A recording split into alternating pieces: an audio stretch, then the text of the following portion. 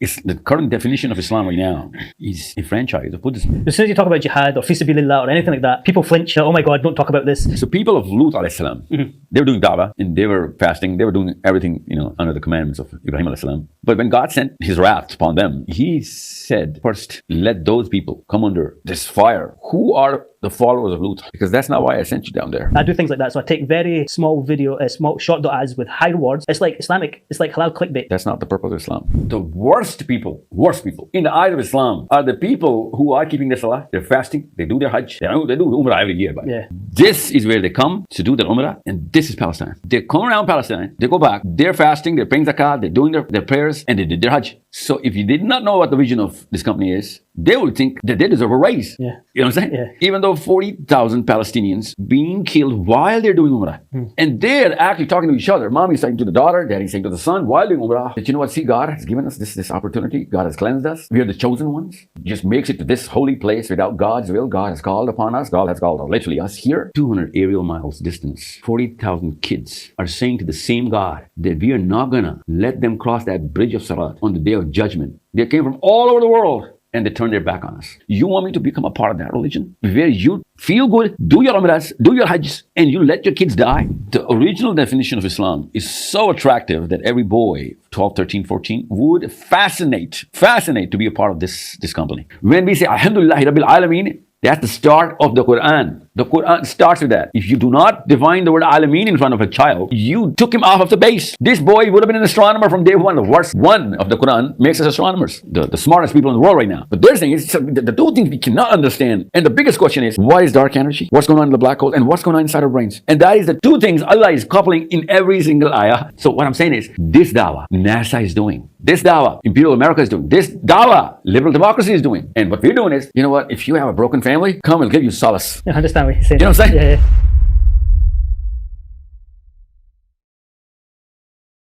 Assalamu alaikum wa rahmatullahi wa barakatuh. Brother Sahil, how are you today? Alhamdulillah wa alaikum assalam. How are you doing? Alhamdulillah, I'm good. Is this your first time in Scotland? No, actually, my second time. Second time? Yeah. When did you come first time? January, maybe. I don't remember. February or January. This year? This year, This year. And you loved it that much that you wanted to come back to this beautiful weather. It is. Actually, I think it's probably the most beautiful place I've ever been in my life. Is it, out of all the places that you've been to? Yeah, and I've been around. And you've been around, yeah. You've been to a lot of countries, I know that much. And Scotland's that nice, yeah? Scotland's beautiful, yeah. It's clean. I think it's just too serene. And, it just speaks out. Subhanallah, that's amazing because born and bred in Scotland. Really? I was born and bred in Scotland, alhamdulillah. Yeah.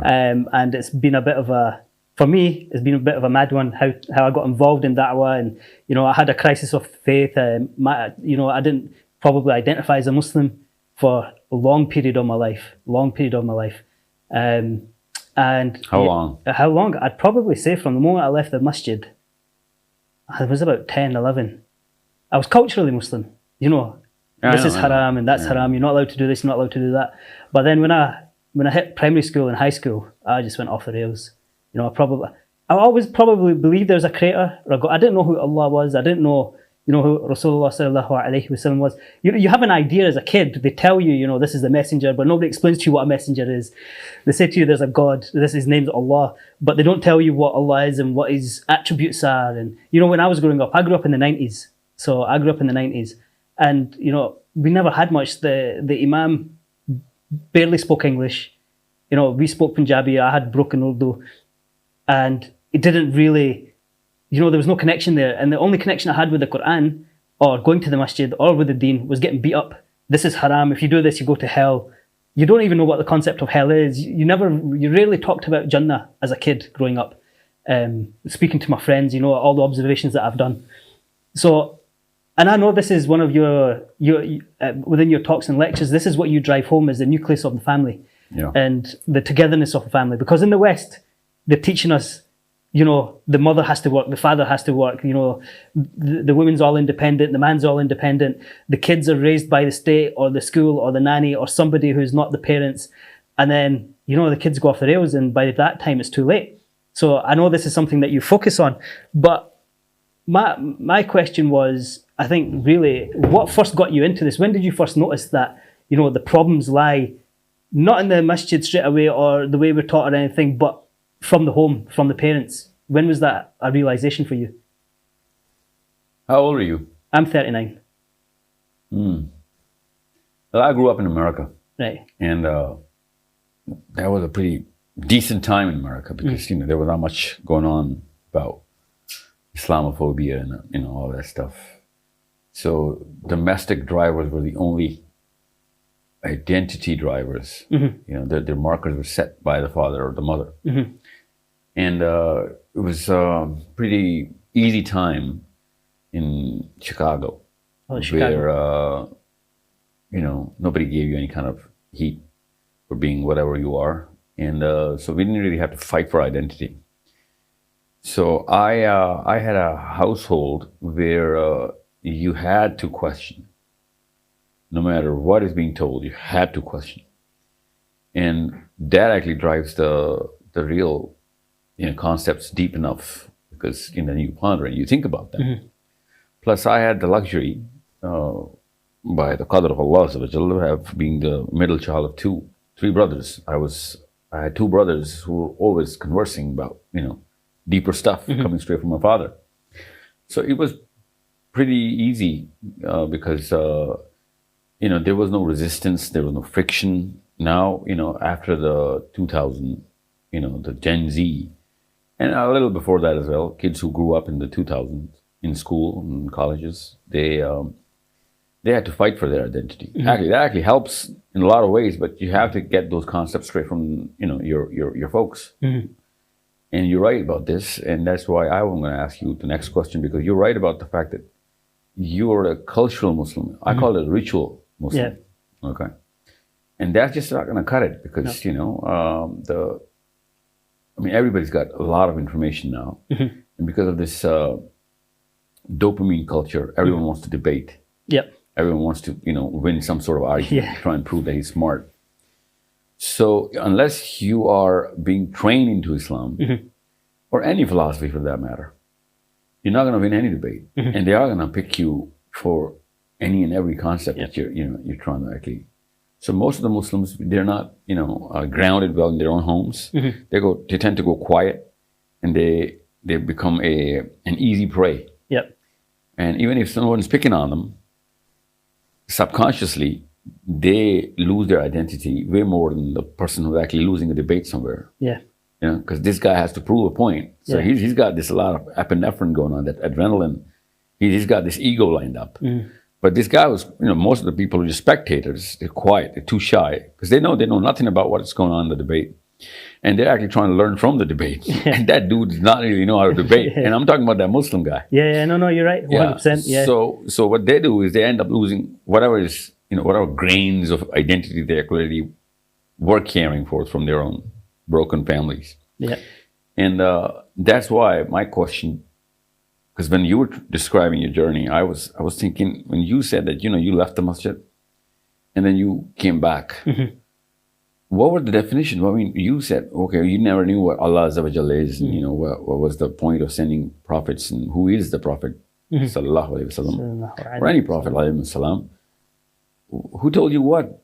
I really want, what? The contention I have is that we, at this day and age, after being exposed to so much information, we still have defined Islam wrong.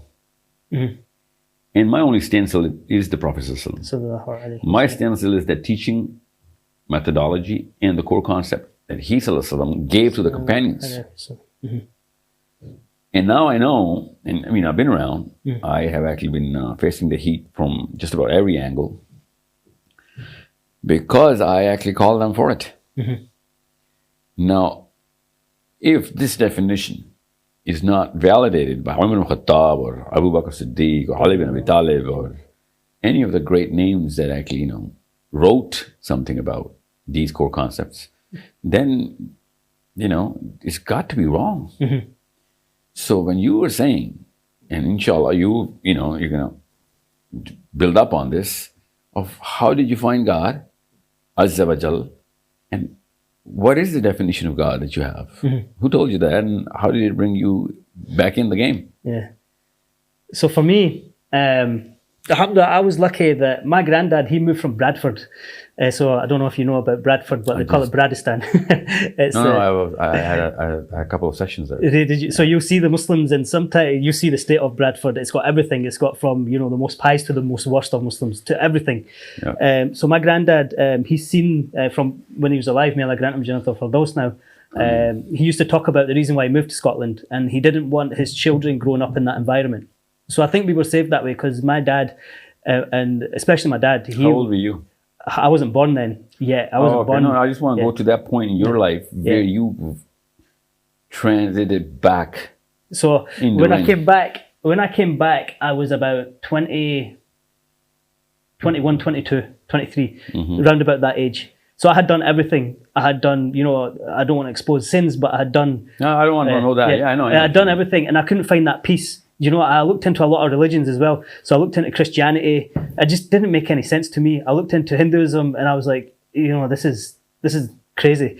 I looked into, the only one that really sort of brought anything was probably Buddhism. Buddhism. I was about to say that. Buddhism, because it's not concentrating about your ego. I think it's the only one outside of Islam where it's you're trying to give thanks to something, but they don't know what to give thanks to. So they give it to the creation or, things along those lines from, this is a long time ago. I'm talking about 18, 19 years ago when I first looked at this. And then I was working, I was a pipe fitter and welder. So I was a manual labourer, tradesman, very, doing, the people that I learned from, they were very rough and rugged around the edges. But one thing about them, they had morals. And one of them said to me, what even makes you a Muslim? Obviously, and that dude's not a Muslim, right? The guy was an atheist. He was an ex-army who'd fought in, This is Scotland we're talking about. Yeah, he was talking about in Scotland. He had fought in Iraq. He fought against the Muslims. He goes to me, what even makes you a Muslim? And I goes, what? And he goes, you don't do, the only thing you do is eat halal, if that. And I was like, and it was off the cuff comment. I said, well, God's all forgiving anyway. And he goes, well, if that's your version of God and he's all forgiving, I don't want to be a Muslim. That's what he said. And it was like something shook me to my core.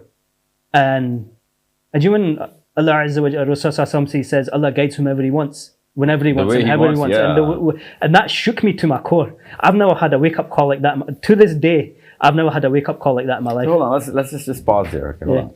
So you're telling this atheist that I believe in God, all forgiving. Yeah. Even though that's like the grand luxury any human being would naturally, innately want. Yeah. And this dude flips out and says, I need justice. Yes. He basically is what he said. Yeah, that's what he said. Exactly what he said. Yeah. Exactly what he said. And I just stopped speaking. I was like, what?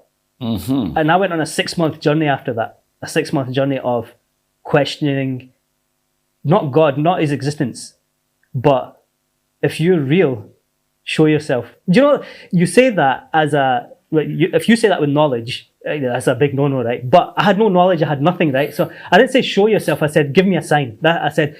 Give me a sign, something, right? Pretty Scottish of you. Yeah, give me a sign, right? Like it says in the Quran, Allah Azza wa Jalla says when he says that we will show them signs within themselves and on the horizon, And so, and the signs, what I came to find out later on were, it's a miracle to yourself. So something might happen to me and I might find it, out this world, but for you, you might look at it. I know. Yeah, I'm all ears. Did lightning strike? How did lightning strike for you? The first lightning that struck was, there was a caravan. I remember I worked in like I said, I'm a pipe fitter and welder, and I used to work away. And 1 week out of the year, we would go back to the main office. And it was April, it was the start of the financial year.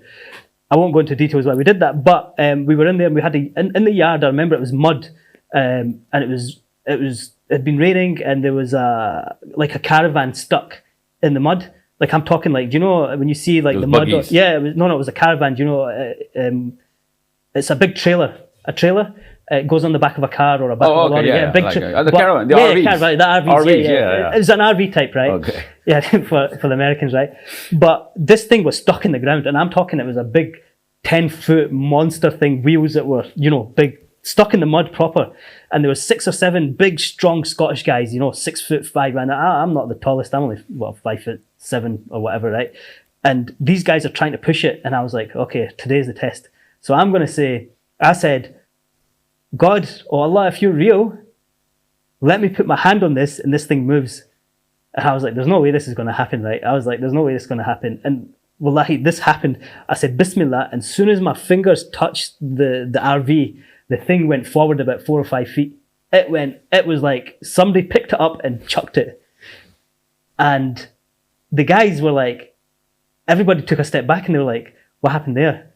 And I was like, no, that's not real. Like I was like, that couldn't have happened. So they started pushing it again. Obviously, they're not questioning what happened. They thought, they moved it. It stuck again, mud again, it stuck.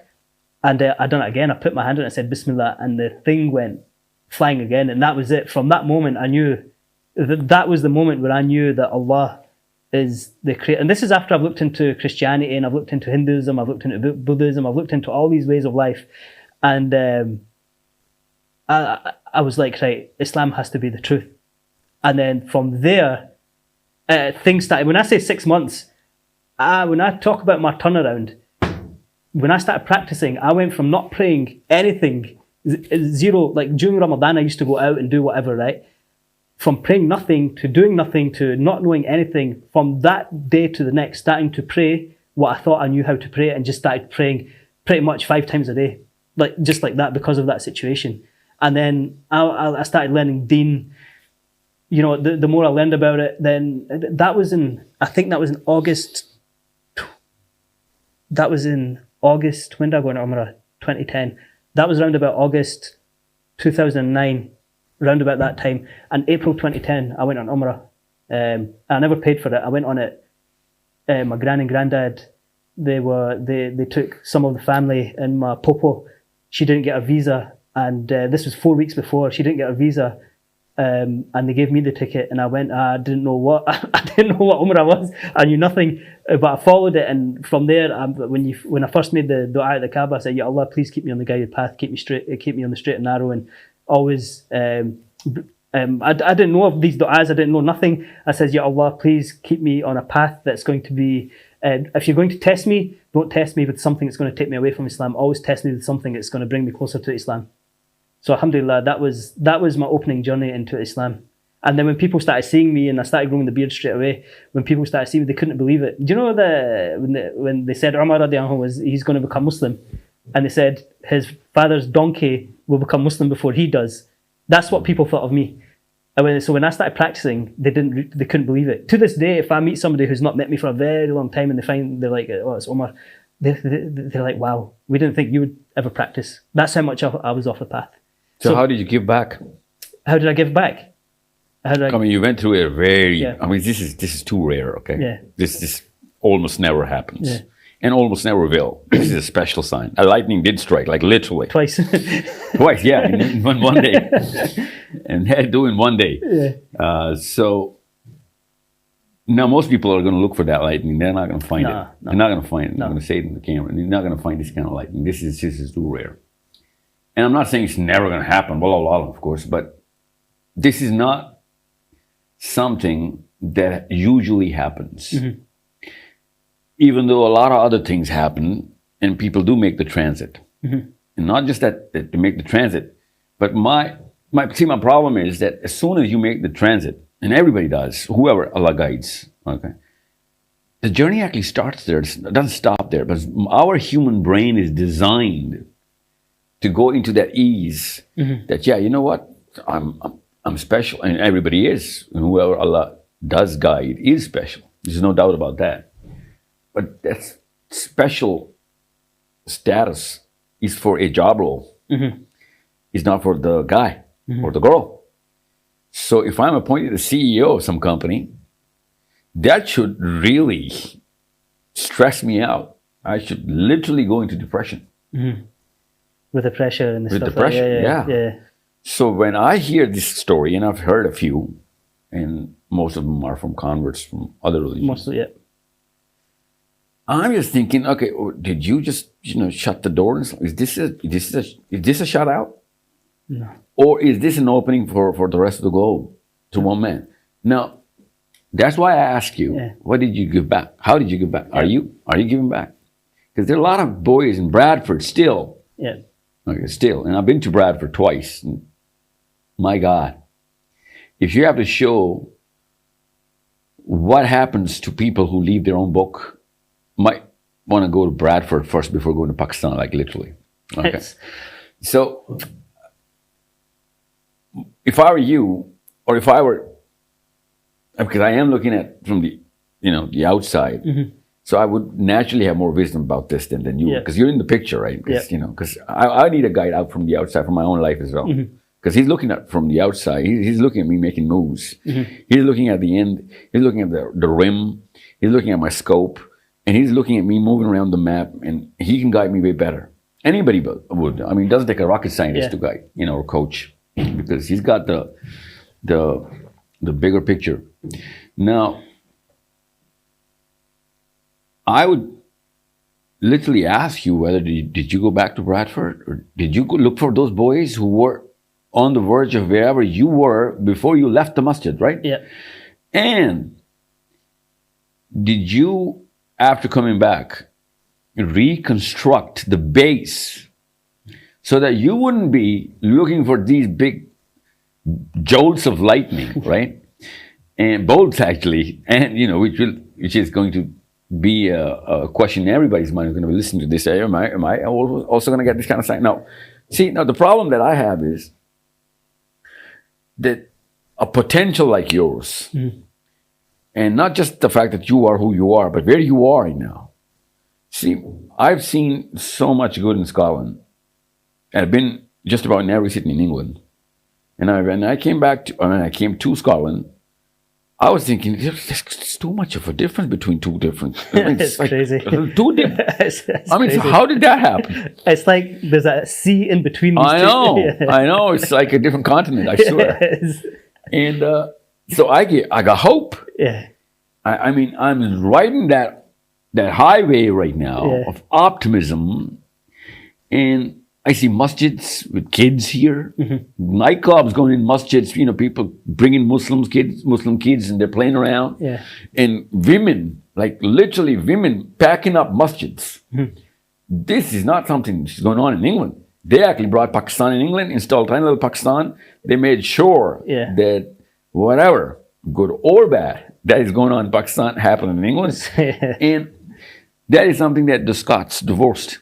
They actually, reconstructed their, whatever culture that you want to call it, inside the Muslim bounds. So how did you, and how are you reconstructing the concepts, grounding them in, making sure they seep deep enough so that you wouldn't, because you cannot underestimate Satan, right? No. There's no way. That's like the first mistake any Muslim would make. So this time, Iblis himself is going to come in. Yes. Tiny little devils, putting wasfasas in a 10-year-old when you actually left. That's too petty. Yeah. Now that you made it back, now Iblis himself is going to come in. Sends his generals, then he sends himself, and and I can speak testament to this because I need to write a book. My story is crazy. So I got married. I became homeless. After that year, I got married in 2011. 8 months later, became homeless, and that's a separate issue because when the daughter-in-law comes into the family, and the families, that's a whole separate issue. But alhamdulillah, this was the best thing that ever happened to me. And I remember I started listening to Surah Al-Fath. I didn't realize what Surah Al-Fath was. Inna fatahna laka fathun mubina. And I didn't realize, I didn't know what Hudaybiyah was. I didn't realize what the treaty was, this Allah Azza wa Jal calls it the victory. So for me, this is the most lowest point of my life. I've become homeless. I've been riding a wave for a year and a half. This wave that you're talking about, static. I'm learning everything new. I've started Alim class. I'm learning as much as I can. I'm like a sponge. I got married. Then suddenly life comes to a halt. It's like a wall, brick. It hits you. Yeah. And I became homeless. And for 6 weeks, 8 weeks, 12 weeks, I didn't know what I was doing. I went from being having a shop that turned over £1.2 million a year to having nothing in my bank account. Literally nothing. I had money, then I had never had money. I don't come from money. I come from a very, a council estate or a Scottish ghetto, if you want. I grew up with drug users and all this sort of stuff. So I come from nothing. Then I got rich, and then I went to nothing again, almost overnight. I went to my in-laws and stayed there for a while, and then there was a Juma. There's a brother. His name's the Sunnah guy. He's quite, alhamdulillah, he's popular with the kids and whatnot. He's in Scotland? In around the world, on Instagram and TikTok and things like that. He's quite big. I think he was about 18 at the time. So it's about 11 years ago. And I was at a Jummah and he walked in.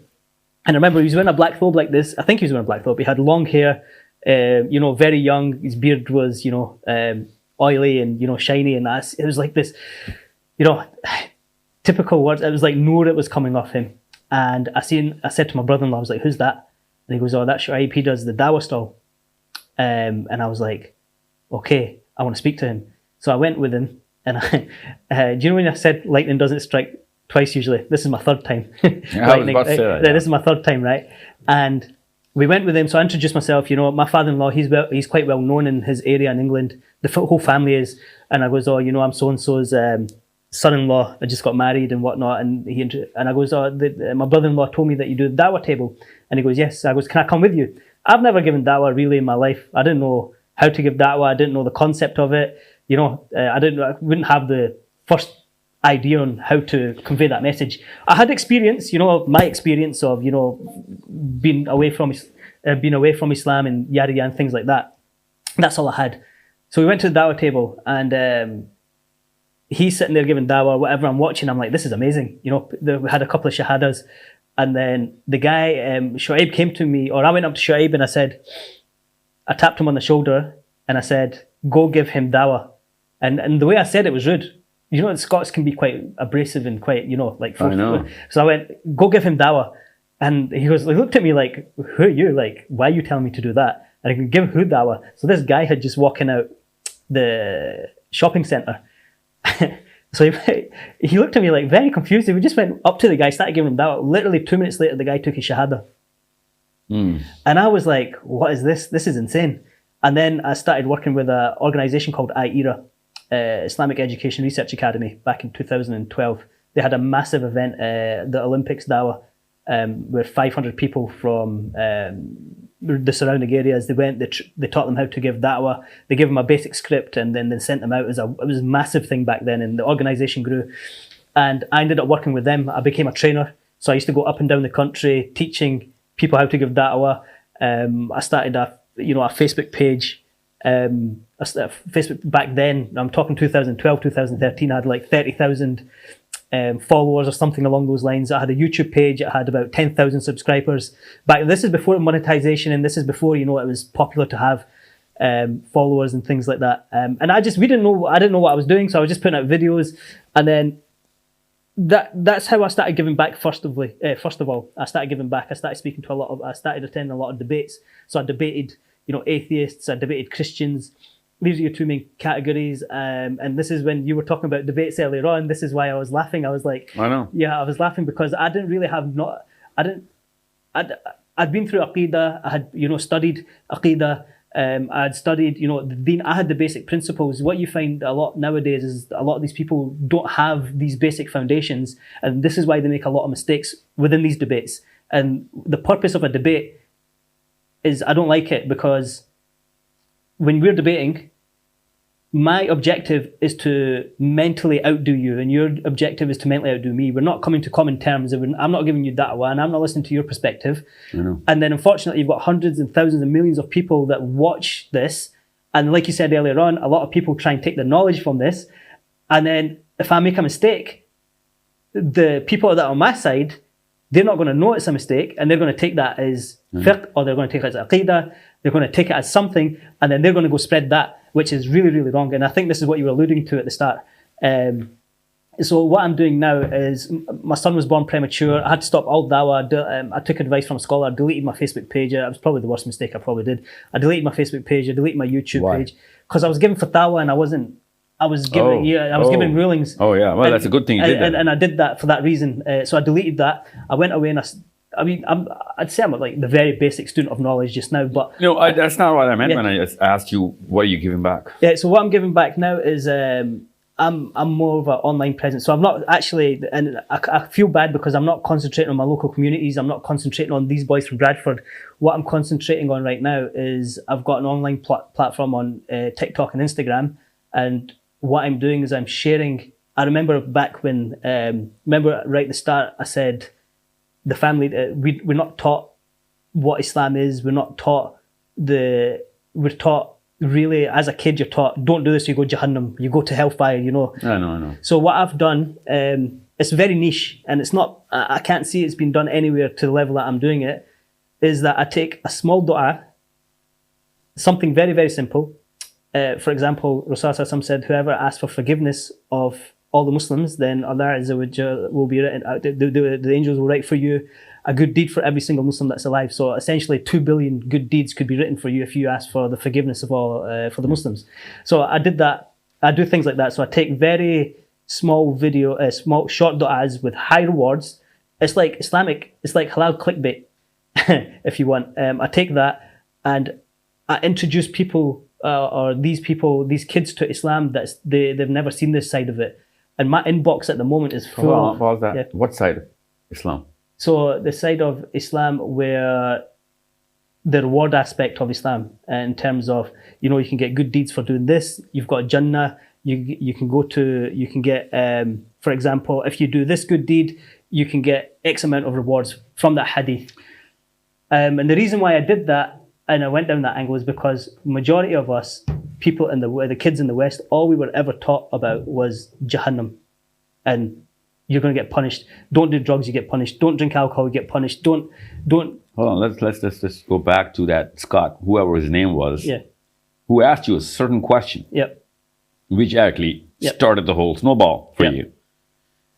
And you doing the exact same thing, actually the exact opposite of what this dude got moved from. Mm-hmm. Actually, you got moved from his comment, right? Now you're not putting the mizan in. Yep. You're actually putting making the same mistake, aren't you? No. So I learned from my past mistakes. So my channel is not just about it's not just about all good and things like that. It's no, but you keep on alluding to the fact that kids are being taught Jahannam. I know kids should not. Let me go to the camera. Kids under 10. They should know about Jannah. They should know about the values. Yeah. Jahannam is a concept for a totally different part of the brain. That brain is not there for the child. What I do is I've got a balance. So I talk about, you need to pray, you need to do this. And the reason why we need to do it is because... Let me ask you a question, because I know what you're trying to get at. You said all the right words. Yeah. But you're not tying them to the right anchor. Yeah. So people of Lut alayhi salam, people of Lut alayhi salam, they were praying, people who followed him, of course, they were praying, I'm talking about his group. Yeah. And they were doing Dawa, and they were fasting, they were doing everything, under the commandments of Ibrahim alayhi salam.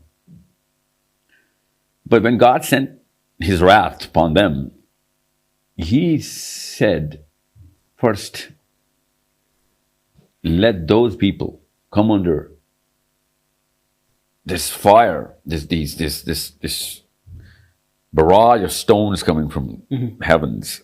Who are the followers of Lut? Because that's not why I sent you down there. That's not the purpose of Islam. To give dawah to the...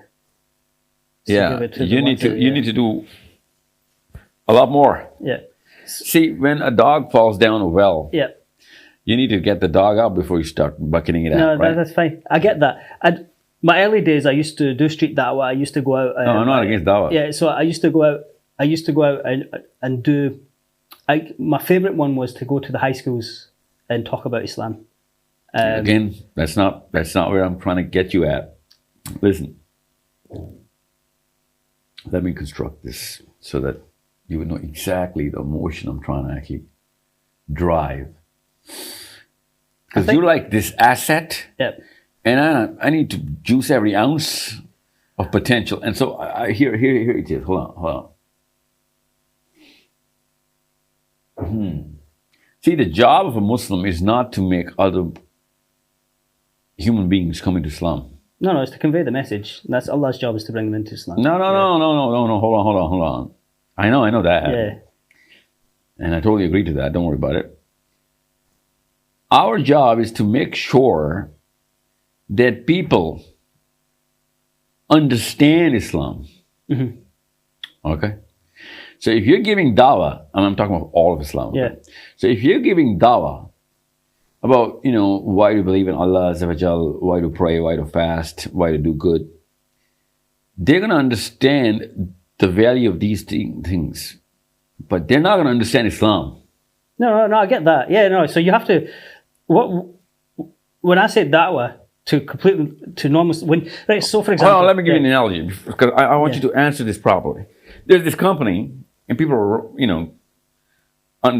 people know there's a company in their town, and this company is giving Dawa to come and join the company. Yep. But no one's talking about the grand vision of the company, the yearly objectives, and the reason why this company exists. Everyone's talking about some element of the code of conduct of the company. And every employee takes one of those little codes, prints them out, becomes really eloquent on it, and go out the street and starts talking about that one code. That one code. Different codes, different people. Yep. And a lot of these people actually do end up converting people into working for the company because of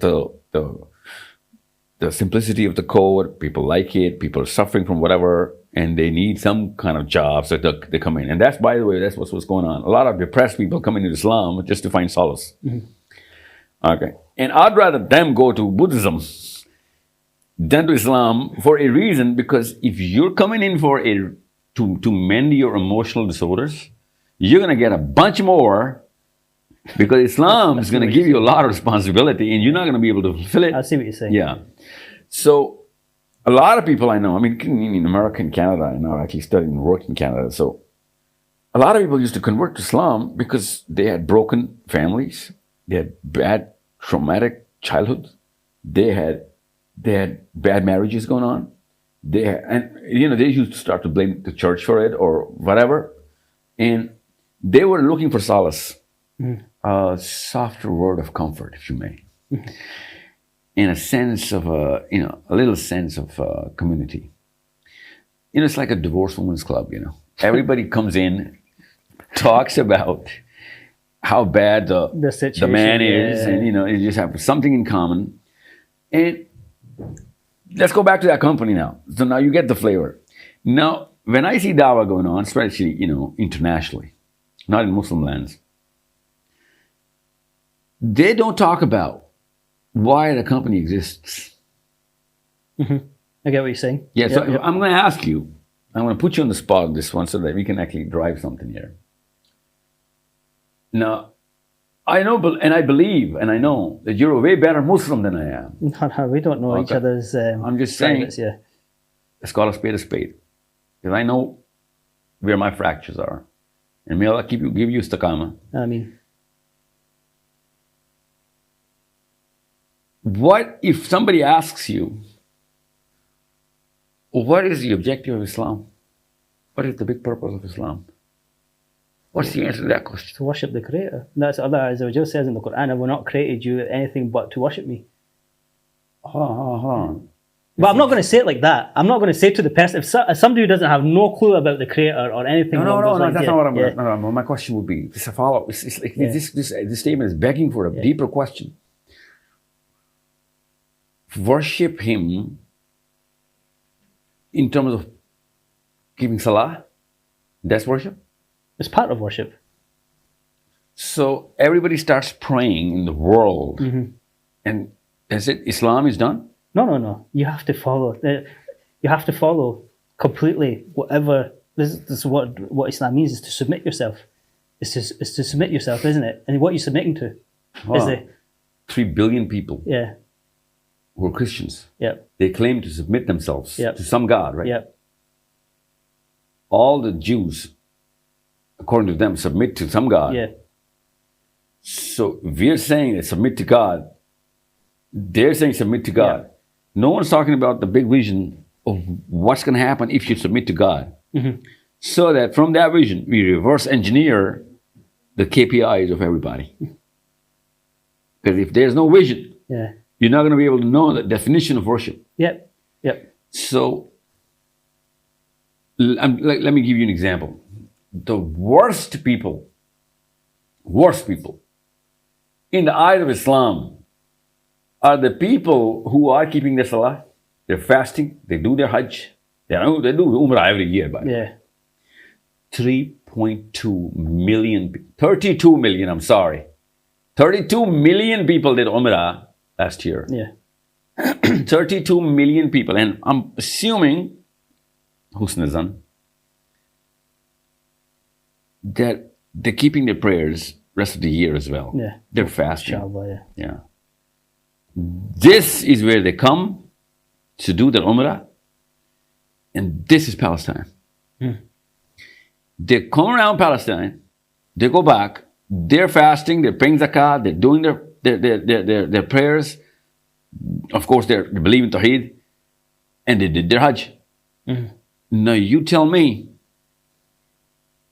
according to the definition of worship, according to the codes that we keep on giving them, oh, they're doing way better than any employee in the company. You know what I'm saying? So if you did not know what the vision of this company is, they would think that they deserve a raise. Yeah. You know what I'm saying? Yeah. Even though 40,000 Palestinians being killed while they're doing Umrah. While they're doing Umrah. And they're actually talking to each other. Mommy's saying to the daughter, daddy's saying to the son, while doing Umrah, that you know what, see, God has given us this opportunity. God has cleansed us. We are the chosen ones. Nobody just makes it to this holy place without God's will. God has called upon us. God has called literally us here. 200 aerial miles distance. 40,000 kids are saying to the same God that we are not gonna let them cross that bridge of Sirat on the day of judgment because they had all the means. They were 32 million and they came a foot close and they turned their back on us. They came from all over the world and they turned their back on us. So you tell me what part of worship disqualifies a guy who is fulfilling all the KPIs, those 5 KPIs. Now I'm going to reiterate the story of Lut alayhi salam, of why these people were stoned first. Why these people were stoned first. You know, so when we do Dawa, I'll tell you this right now. If I were a non-Muslim, and any Muslim comes to me and he says, you know, I want you to believe in Allah and the Prophet and become a Muslim, I'd ask a very simple question. That your religion, 2 billion of you guys believe in that one religion.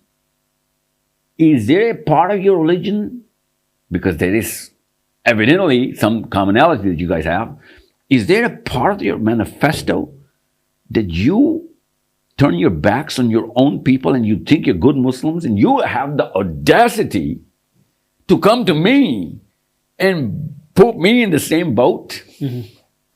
You're calling me and you're calling on that boat and you're calling it Noah's Ark, where 40,000 of your believers, your brethren, your sisters, your kids, inside your own homeland, you're surrounding all of those Palestinian kids through your territories. You want me to become a part of that religion? Where you feel good, do your Umrahs, do your Hajj, and you let your kids die? I'd rather be in some gang where my gang mates are going to die for me, even if all of the world calls us evil. We ourselves feel evil when we're in a gang. We got tattoos of Lucifer, but someone's going to come and save me if I'm in trouble. That's the code of every gang in the world. Yep. You've been in one, you know, every one of your brothers would act like a brother. Now, why I'm asking you is that if you do not know the vision, this is just one of the symptoms. Palestine is not the cause of any of our diseases. It's just a symptom. The real cause is that we feel good Muslims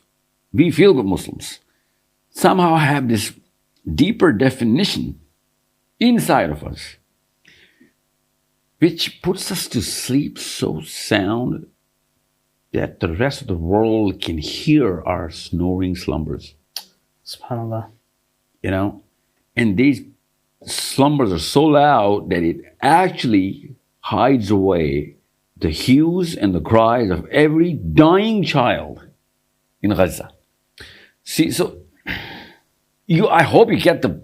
No, I get the point what you're saying. Yeah. I get the point what you're saying. I mean, I'm asking every da'i, and I am one, alhamdulillah. So my thing is that, and I bang on about this, and people say there's a multitude you can bring out the hadith about the du'as not being answered when Rasul says those who don't enjoin good and forbid evil then wait for the punishment of Allah, and the Sahaba radiallahu ajma'in goes, what's the punishment? And Rasul says the du'a won't be answered. If you, like you said, you go to Bradford and you look at it and you see how far away they are from the deen, and some of them, you make excuses for the ones you do husnul dhan, that's fine, you can do it, but then you look at the ones who know. There's imams down there that I know of that are basically gangsters. They know the deen, they know everything inside and out, and yet they act like gangsters. They intimidate people, they do disgusting deeds publicly. And when you've got that going on within your own community, and then you see people following that, because it does one of two things: either people are going to follow it, or it's going to put people off, which drives them further away from Islam or whatever, right? Like you mentioned there. And for me, and I'm quite open about this and I'm quite honest about this, the reason why our ummah is going through what we're going through, and you've got these, sleeping Muslims, as you call them, or the ones that are in slumbers, it's our own doing. It's our own faults. What's that fault? That fault is that maybe we don't understand the vision of Allah, of what Islam is. No, it's not maybe. Right? See, that's the problem. It is. So we don't understand the vision. We don't understand that because we're not doing all these things that we're supposed to do. The Quran's not a Wi-Fi book. It's not just to be held on top of somebody's head at a wedding, and it doesn't issue. But the Quran, that's mocking the Quran. So we're out here legitimately mocking the Quran. We spread this. We give trouble to the people who don't do these silly acts. We don't understand the language of the Quran. We've been disassociated from what the actual teachings are of the Quran, and then because we don't follow these steps knowingly, the ones that knowingly, you can't be unjust. Islam is not unjust. Not the ones that are unknowingly do it, because if they don't know, how do they? The ones who know, and the ones that know what to do and what they should be doing, and they knowingly disobey it openly, we're in this situation because of that. And then we're given the leaders. People blame the leaders, but the leaders are a reflection of the people. The leaders literally come from the people. We allow it to happen. So, without getting cancelled or anything along those lines, we can sit here and say that we actually don't have, me and you don't have the capabilities to go into Gaza. I work with a charity. I went to one of our warehouses that supply the aid to Gaza. There's a village outside Gaza where all the trucks go through, and they've got snipers sitting there, even before you enter Gaza, aimed on the trucks as they're going in. There's a wall on one side, there's a sea on the other side. You can't literally get in to do anything. It's the only place in the world that I think right now, you literally can't go, even if you wanted to go there. Right now, it's next to impossible to get in. It's next to impossible. There's means and ways into it, but right now you literally couldn't. Muslims themselves bombed those tunnels. Yes. This very year. Well, we say Muslims. Oh, they're Muslims. Yeah, we say Muslims. Yeah, I know. Yeah. They sleep sound every day, every night. These Egyptians. But who put them in power? Yeah, no, that's what I'm getting at right now. You know who put them in power? Who did not have a vision of Islam, and they still had a feeling of Islam that's putting them to sleep every night. That's exactly my contention is. That's exactly when I said, you know what, you'd rather route people to Buddhism. Because Muslims right now, the current definition of Islam right now is a franchise of Buddhism. We're going to do good, feel good, turn our eyes away from evil. That's practically what Buddhism is. Yeah, I understand what you're saying. Maybe not the best way to put it, but for me... No, it's not the best or worst. It's the most effective way to wake up Muslims. It's to shock them. Yeah. It's to shock them, yeah. Yeah, I know. So, see, here's the thing. The original definition of Islam is so attractive that every boy, 12, 13, 14, would fascinate to be a part of this company. I mean, it is so uncanny that you got to take over the world. You got to go to space. You got to find all the signs in the universe, understand the geometry of the seven heavens, try and make sure you research into, the knowledge of the bigger and greater things. Otherwise, the word Allahu Akbar will never be understood. Allahu Akbar can only be understood if you understand how big the universe is. I mean, that's basic for any Sahabi. That's basic. Subhanallah. The phrase Subhanallah can only be understood if you understand the seventh heaven and water on top of it. But Subhanallah means swimming on top of the seventh heaven. So every Muslim needs to be a political leader by the definition of Quran. Every Muslim has to be a researcher of space sciences, by the definition of the Quran. Every Muslim has to be a performer, outshine the last generation. Otherwise, he's not going to get the Khilafah, which is Adam alayhi salam's inheritance to us. I'll tell you something. These 3-4 fundamentals are just like the fear of snakes is innate, right? In the Bible, people who follow the Bible and are into psychology, you know what they say? They say it's innate because Adam alayhi salam. And you know what? It makes sense. That actually, istidlal is from the Bible, right? So I'm like, yeah, kudos to you guys. And that makes a lot of sense because science does not know where the fear of snakes comes in. What I'm talking to you about this is that if you look at the pattern of the human beings in the last 3,000-4,000 years, you'll find out that every human cluster aggregated themselves around their innate demand of these three or four things. Power, trying to get as much power, hence imperialism, hence colonialism, hence slavery, hence this and that. And you see all of those, political lines being drawn, different powers trying to exert themselves into, trying to get resources and trying to sustain and maintain the power. The word career, as attractive as it is, holds those little flavors that run deeper into our psychology. And all of these 4 things are so commonly spread in all cultures and creeds. So when we know the human behavior, we know the group behavior, we know the individual demands from within us, you can see that, if we had defined Islam properly, the way Prophet defined it for the Sahaba, this would have been the primary career for every girl and boy at age 10 plus. Yep. But we took out all of whatever the most fascinating, most powerful, most exhilarating, most attractive thing is. We took it out and we said, you know what? Become a Buddhist-like Muslim. So going to Zen. I understand what you're saying.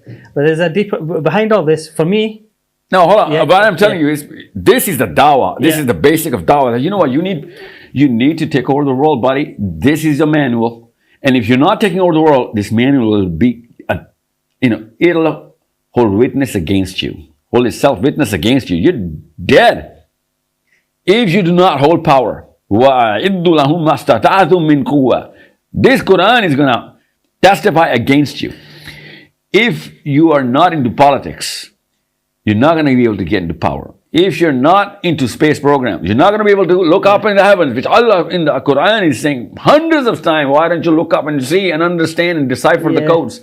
So what I'm saying is, this Dawa, NASA is doing. This Dawa, Imperial America is doing. This Dawa, liberal democracy is doing. And what we're doing is, you know what? If you have a broken family, come, we'll give you solace. I understand what you're saying. You know what I'm saying? Yeah. I understand what you said. I want to see, people are going to listen to that. What Sahil is saying, he's not saying that every single person needs to be a space scientist. He's saying that... Oh, no, that's exactly what I'm saying. I'm going to define this. What I'm going to say is that because some people have their specialities in certain I'm talking about working knowledge. Obviously, there'll be outliers. The basic, right? That's what I'm talking about. But if I do not have a working knowledge of space, I'm not supposed to get married. Let alone have kids. Yeah.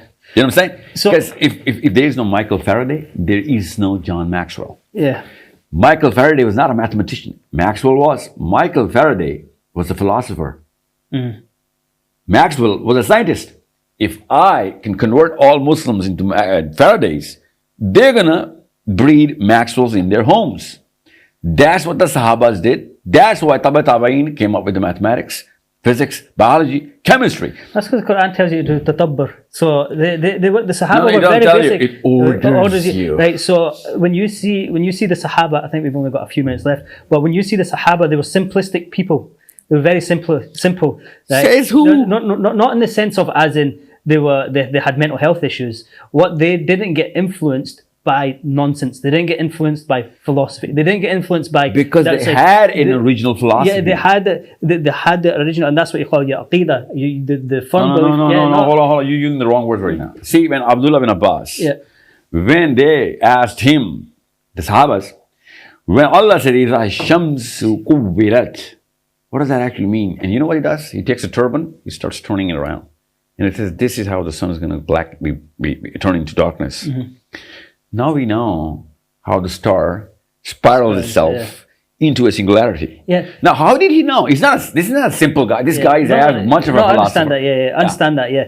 So what I'm saying is, Prophet Abu Bakr Siddiq radiallahu anhu says, I learned Surah Baqarah in 8 years from the Prophet. 8 years? That's the Alim course right now. Jamil Azhar. Jamil Azhar. You know, so this is not a luxury in Islam. We've been taught the passive version, to be passive. We're passive people, especially the Pakistani community. We're very passive. It's not. It's all over the world. Yeah, it's all over. From what I see, we're very passive. Hence, franchise of Buddhism. Yeah. That's why I call it a franchise. We're very passive. As soon as you talk about jihad or fi sabilillah or anything like that, people flinch. They're like, oh my God, don't talk about this. Since 9/11, I was 15 when that happened. I remember it, and I remember when they used to freely use the word jihad. You know, they used to talk about it. And you after know, both Pakistanis, every Pakistani since 1940s, dream job, Pakistan Army. And I'm like, you know what? When I say Islam and jihad, all of a sudden you think I'm Al Qaeda. You need to go into the army. It still is. It still I know is. it should be, but what I'm saying is, it is an innate definition, an innate marker of biology to go into army. Okay? It is the definition of a man to be a warrior. It's built in every human man, and a lot of females as well. But when Islam says it, all of a sudden, there's this cultural psychology that comes in. You know, I'm not going to do Islam's jihad, I'm going to do American's jihad. I get that because somebody redefined Islam in the last 500-600 years. And that's exactly what I am talking about. If you want to give dawah of the latest version of Islam, it's going to create a bigger lump of cancer. If you want to give dawah, give it according to. And I don't think you disagree with they need to learn the basic of who Allah is, who Rasulullah is, and the purpose of the messengers, and this is what exactly. No, let me conclude this. Yeah. Let's talk about the basic. Let me give you an example. Last 2 minutes. When you say who is a prophet, let alone our Prophet sallallahu alaihi wasallam, you see, this is where space science is coming into play. This is the Quran's science of astronomy. A prophet, alayhi salam, all of them, especially a Rasul, he's not only here on this planet. This man, alayhi salam, whoever he is, Musa, Ibrahim alayhi salam, or whoever Prophet met in the journey of Miraj, these human beings are there in other heavens. Prophet testified it. Okay. Now, a human child, a Muslim boy and a girl, and he's growing 7, 8, 9, 10, 11. Right now, they're YouTubing SpaceX right now without mommy's knowing about this. Mommy's putting them on Dora and whatever cartoon right now going on. They're going into SpaceX, right? Because that's also innate. Yeah. We came from somewhere. We are aliens here. Natural, innate disposition is to look up and try and go back. So when we say the basics, what is the Rasul? Rasul is a central figure in the bigger systems around the universe. That's the basic meaning of Rahmatul Alameen. The word Alameen Is of all the worlds. Yeah, in other words. And everything, yeah. Now, he is working here in front of us, and he's also working somewhere else in some other realms and dimensions, which we can't fathom right now. Our job is to know that. That's basic. So when you're doing Dawa, all of us, this will become an overwhelming concept for a lot of people. Like, oh, are you telling me you believe in dimensions and aliens and space? Yeah, that's the Quran. That's the Quran. When we say Alhamdulillahi Rabbil Alameen, that's the start of the Quran. The Quran starts with that. If you do not define the word Alameen in front of a child, you took him off of the base. This boy would have been an astronomer from day one. The verse 1 of the Quran makes us astronomers. And that is the most fascinating thing for any non-Muslim or a Muslim, because we're all human beings. We're innately disposed to look up, try and grab whatever we can and rise up. This is the first thing that you should know, that, you know what, if we come from a religion which believes in 7 heavens and dimensions, and the concept of Allah Azza wa Jal is such a multi-dimensional concept that if we recite Surah Nur, especially the verse 34, 5, 6, you'll find out that, their core tenet of belief about Allah, when Allah Himself, Allah Azza wa Jal, defines, is simply about Himself. This should fascinate every blood cell inside the brain of a regular human being, be it Catholic, be it an atheist, be it anybody. So when we use the word Dawa, I need it to be redefined based on the psychological markers, the basic biology of a human being. You look at these MRIs. When you go on the street, you should look at an MRI of how all this is built into the system. So when I know our time's come to an end, but from the Seerah, you have to look at how Rasulullah sallallahu alaihi wasallam sent the Sahabas to give da'wah as well. You have to look at when he sent Musab ibn Omer, when he sent him to Medina radiallahu anh, when he sent him to Medina and how he gave da'wah there, when he sent Mu'adh ibn Jabal to Yemen and how they gave da'wah there. I'll tell you how. There were 2 different types as well. I'll tell you how. When Prophet gathered every Muslim in Hajjatul Wada, listen to the word of the Prophet. He says, have I given you the message? Have I delivered it in full? They said, we testify that you have. Now you go to every part of the world and spread this message. Because they, who you're going to give message to, they will understand it better than you. That's the words of the Prophet ﷺ. How are people other than the Arabs, other than the Sahabas, are going to get it better than the Sahabis? You know how? Because these people will be going through all their sciences, and when they're going to hear and understand the Quran, they'll be like, that's the exact answer I'm looking for. Right now, space scientists and philosophers of actual science, the smartest people in the world right now, but they're saying it's the 2 things we cannot understand. And the biggest question is, what is dark energy? What's going on in the black holes? And what's going on inside our brains? And that is the 2 things Allah is coupling in every single ayah. And can't you look? في الآفاق وفي أنفسكم في السماوات وفي أنفسكم. Imagine this. I mean, I'm quoting those scientists right now. This is what I said at the start. I'll show them within yourselves and on the horizons. Hence, space program. So in other words, if a Muslim does not have a space program or not a part of it, he's not Muslim by definition of this company. You need to understand how grand this vision is. And we're just picking up one code at a time, and it's not even rightly defined. And it's just, everybody's out the street trying to gather everybody in, and not knowing that, we're just getting depressed people inside Islam, trying to open sanctuaries. And, but that's guidance from Allah as well, because you can't say if that person was not good, and I understand your concept of rather attract them to Buddhism or whatever, but the form of the message that they're hearing, that is the form of the message that's for them. No, it's our job. It's not their fault. Our job is to give all of Islam, not some of it. No, they understand it. But for somebody to accept Islam, the first thing is it's the basics, the foundations. They have to accept Allah Azza wa Jal. Rasulullah is the last messenger and all the messages in between. That's and what is a messenger? That's Yeah, you get that. And the basic concept... Wouldn't this question come before? No, you explain. So you explain, for example, right, the way we do it, the way I do it anyway, right, is that you have to explain to them that he's a messenger, he's the representation of Allah Azza wa Jal on earth, right?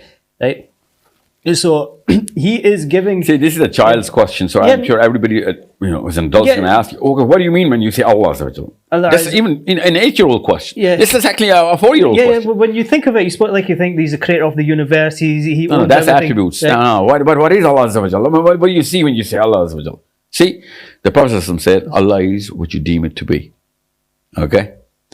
If you deem Allah as an attribute, he's going to meet you with that attribute. If you deem Allah with other attributes, he's going to meet you with those very attributes. What I need every Muslim child, when they hear the word Allah, they should see every bit of this whole universe. Okay? And the arsh of Allah on top of it. And then Allah Azza wa Jal ruling all of this little, capillaries and these veins and these arteries running through the 7 heavens. I need every Muslim to see them. Unless he sees those 7 heavens and all of those angels moving around as, a constant motion, they're not going to see Baytullah, they're not going to see Baytul Mahmud, they're not going to see Arsh of Allah, and hence they're not going to understand what Allah Azza wa Jalla and how He's doing it. And He's explaining literally all of this in the Quran. Like literally, I'm not actually paraphrasing right now. I mean, this is the literal way of how the Quran is actually making every Muslim understand the whole geometry of it. So when you say the word Allah, all of us, and people are like, yeah, you know what? I have sinned. I have sinned, oh my Muslim brother. Tell me if your Allah is forgiving. Yeah, Allah is forgiving. That's not what Allah is. Allah is the creator of everything. And you need to know what everything is, so you know how minuscule you are, so your sin would not have any value in front of the attribute of forgiveness of Rahim. And that's just one of the many. And we only know a few handful. You know what I'm saying? I think that's time. I think we've run out of time. That was insightful. Inshallah, we'll continue one day. I'm sure we will. So Jazakumullah khair for coming to Scotland. Oh, thank you. Barakallah. And it was a very interesting conversation, and I'm sure a lot of people have a lot of things to say, but Jazakallah khair. Assalamu alaikum. Wa alaikum assalam wa rahmatullahi wa barakatuh.